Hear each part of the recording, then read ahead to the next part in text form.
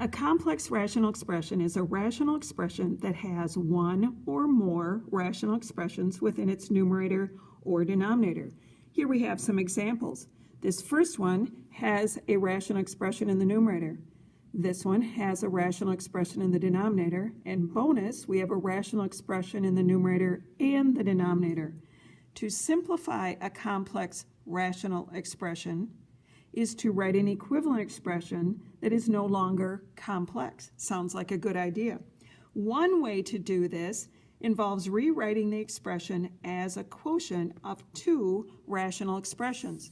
So here we have a quotient of two rational expressions. We will divide the numerator then, which is 6 over x minus 2, by the denominator, which is 3x over 5x minus 10. To do rational expression division, we invert the divisor and multiply. So we leave our first rational expression as is, change division into multiplication, and we write the reciprocal. So 5x minus 10 becomes the numerator, 3x moves down to the denominator.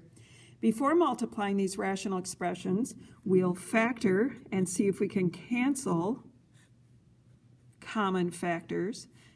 This numerator has a largest common factor of 5, leaving x minus 2 over 3x. And simplifying, we do have an x minus 2 common to the numerator and the denominator as factors, which is equal to 1.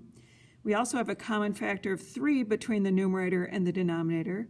3 divided by 3 is 1. 6 divided by 3 is 2, leaving the product of 5 times 2, 10 in the numerator, and the product of x in the denominator for our simplification of this complex fraction. If our complex fraction is really complex, the first thing we need to do is to add or subtract as needed to get a single rational expression in the numerator and the denominator if necessary. Ignoring the denominator temporarily, to add these two terms together in the numerator, we need a common denominator of x. To achieve that, I'll multiply 1 top and bottom by x, which is 1. To achieve that, that will give us x over x plus 4 over x, the common denominator,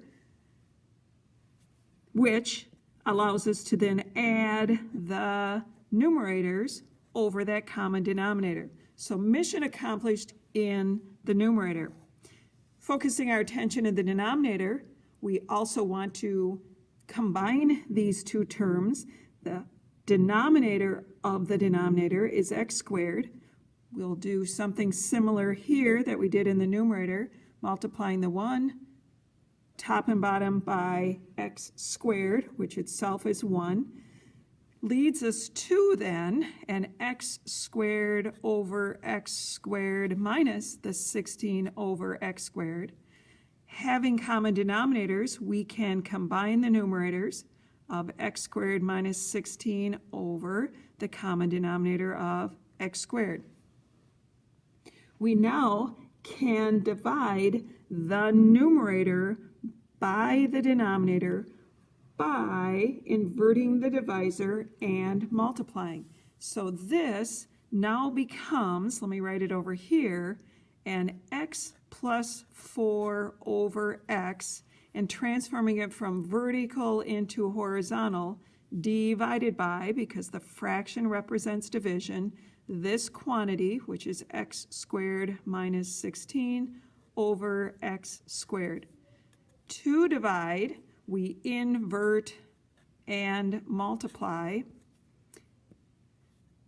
by the reciprocal. The inversion is our reciprocal, so x squared goes up. And while I'm at it, in place of x squared minus 16, it's a difference of squares. I will put its factored equivalence of x plus 4 times x minus 4. Simplifying now, where we have rational numbers multiplied together, we have the common factor of x plus 4 in the numerator and the denominator, which is equal to 1. We have a common base of x. Subtracting those exponent powers is going to leave an x to the first power in the numerator when we use the quotient rule for exponents. So our final answer leaves x in the numerator and the factor of x minus 4 in the denominator for our simplified answer. This, on first glance, may not look like a complex rational expression, but if we replace the variables to the negative exponent so that they have a positive exponent, this transforms into 1 over a minus 1 over b over the quantity 1 over a squared minus 1 over b squared. Now we do have a complex fraction, which our first business will be to get a single rational expression in the numerator. Our least common denominator will be the product of the denominators, which is ab. This first fraction needs a b, so multiplying by b over b will achieve that. The second fraction needs a denominator of a, so we'll multiply by a over a there. While I'm at it, I'll take care of the denominator as well. The least common denominator of these two will be a squared times b squared. Our first rational expression needs a b squared factor in the denominator, and our second rational fraction needs an a squared in the denominator. So we'll multiply top and bottom by a squared, which is equal to 1. Simplifying then, we have in the numerator b times 1 over ab.